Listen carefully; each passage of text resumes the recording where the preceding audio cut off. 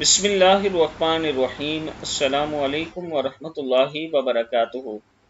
جو شخص بستر پر لیٹے اور یہ دعا پڑھے، اللہ تعالیٰ کا کرم ہوگا، اس کے نصیب کا جو تالا ہے، اگر وہ سمجھتا ہے کہ بند ہے، یعنی اس کے نصیب میں روزی وغیرہ کم ہے، تو یہ عمل بار بار کرے، اللہ تعالیٰ اس کا نصیب کھول دیں گے، اس کے رزق میں اضافہ فرمائیں گے۔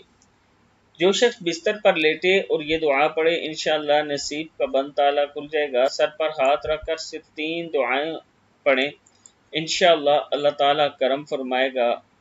پہلی دعا ہے یا حیو یا قیوم برحمتک استغیث، 12 مرتبہ، سبحان اللہ و بحمدہ سبحان اللہ العظیم 10 مرتبہ، اشہد ان لا الہ الا اللہ و اشہد ان